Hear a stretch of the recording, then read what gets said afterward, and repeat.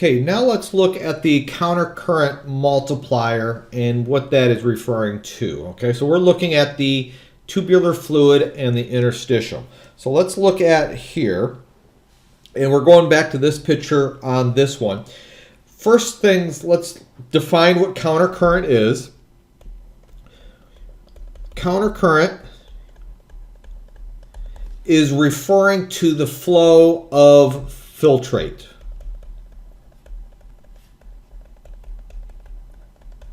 Okay, so here, let me change color so we can see it a little bit better. Here we have the flow of filtrate descending the descending limb, and then it's ascending here.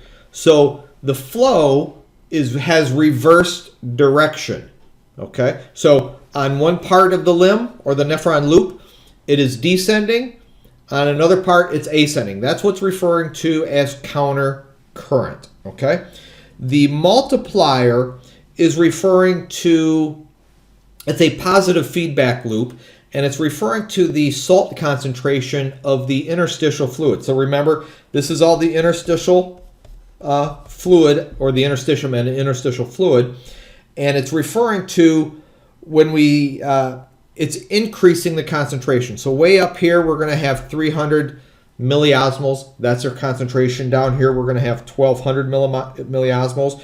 So it is multiplying the concentration of salt in the interstitium. Okay, so that's what the countercurrent multiplier is referring to. Countercurrent, the flow of the filtrate; multiplier, the concentration of the salt. Okay, so let's put some numbers into this a little bit more. Here you can see the 300, okay? It's represented as milliosmoles, and here we have the abbreviation for milliosmoles is on the top right. The osmolarity of your plasma is about 300 milliosmoles. The osmolarity of that plasma early on in the proximal convoluted tubule, before it gets into the descending limb of the nephron loop, is about 300 milliosmoles. So it's about the same. Now as we get into the nephron loop and it's descending, okay, so we're going down the descending limb. The descending limb is only permeable to water. It is impermeable to other substances, specifically the sodium, okay? So it's only impermeable, it's only permeable to water. So now we have to look at is what is establishing the salt concentration gradient. Why do we have more salt out in the interstitium than on the inside? So we're looking at what's establishing it and then what's maintaining it. This is where it's getting a little bit convoluted, okay, where this is a cycle. It's a loop. So you can start it in a number of different spots, but let's just start with, we have a high concentration of salt in the interstitial fluid. Since the descending limb is only permeable to water, and we have a higher concentration, here I'm pointing at this other screen down here, we have a higher concentration of sodium in the interstitium. Water, let me do water as blue, okay? Water is going to come out this direction, okay? Now, as we lose water, you can see how that filtrate is now becoming more concentrated. Just like what we had talked about previously on how potassium comes out of the proximal convoluted tubule. As we lose water there, the filtrate becomes more concentrated, and then the potassium as well as other ions will leave as well based on concentration gradients. Here, when water leaves, that filtrate becomes more concentrated. As it becomes more concentrated, the osmotic pressure in there, or the osmotic gradient, or the concentration of that filtrate increases. So you can see we started at 300. Let me go back to a green. We can start it at 300. Now you can see 400, 600, 900, 1200 here, okay? So this is because water is leaving, and leaving every other solute within the filtrate. So that filtrate is becoming more concentrated, or the osmotic gradient is greater within the filtrate. So as water's leaving, the filtrate is at its highest concentration gradient, about 1200. Now the osmotic gradient of the interstitium out here is also about 1200. So these two equal themselves. So now we're balanced. Okay? Now we do this little hairpin turn on the loop. Now we are going into the ascending limb. The ascending limb now becomes impermeable to water. So water was able to come out of the descending and impermeable to salts. The ascending is now impermeable to water, but now permeable to salts. So water leaving is a passive mechanism. So we have a high concentration of sodium on the outside.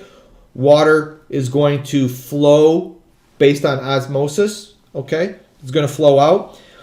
As we are going up the ascending limb, we are actively pumping out sodium, potassium, and chloride. It doesn't have potassium, but potassium is part of that as well. And as the more concentrated it is, the more salt it's pumping out. So as it's pumping a lot of salt out in here, you can see the concentration gradient is basically going back down. Okay? So on one hand, we lost the liquid, the water. Now the other limb, we are going to be losing the salts into the interstitial spaces, or into the interstitial fluid. Once we get to the top of the ascending limb, you can see we have an osmolarity of about 100. So this is has hypoosmolarity, okay? It's at least 300, if not less, okay? In this case, now the distal convoluted tubule is impermeable to water. And then as it gets down here, now we get into the collecting duct. Okay, the collecting duct is where we can reclaim or reabsorb some of that water, and that's going to be dependent on antidiuretic hormone.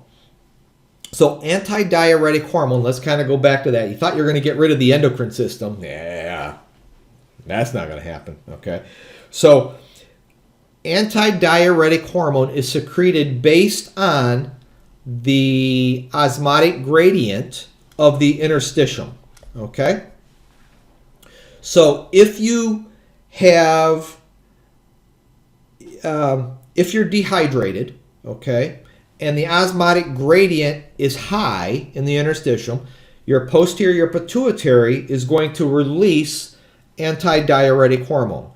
Antidiuretic hormone comes down and gets to the collecting tubules, collecting ducts, and it inserts aquaporins. Now remember, we have a lot of sodium out here. Sodium chloride, really. Okay? So the osmotic gradient, and even more over here. Okay?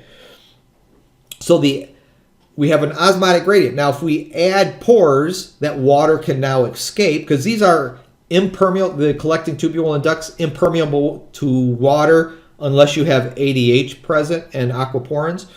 So now ADH inputs these aquaporins into the collecting tubule so water can come out. Don't pay attention to these numbers right now because that's not factoring in me getting rid of that water.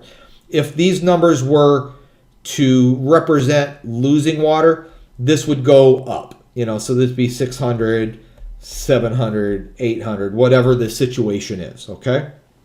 So the aquaporins is allowing water to come back out. So the countercurrent is the flow of the filtrate moving in opposite directions within the loop. The multiplier is increasing the concentration of salt in the interstitium. So now down here we're going to have 1200 down here. So it's going to be maintained on that one. Okay. So that is going to be dealing with the countercurrent multiplier. This helps to establish and then maintain the concentration gradient of the interstitial fluid. Now let's look at the or review the multiplier. Let's just kind of bring it back together and make a little bit more sense on what we're talking about here. So when we're looking at the countercurrent multiplier, let's just bring this back through and let's just again see what's happening. Countercurrent, flow of the filtrate, multiplier, increasing the osmolarity of the osmotic tissue. So filtrate comes in, we've got salt associated with that. That's being reabsorbed.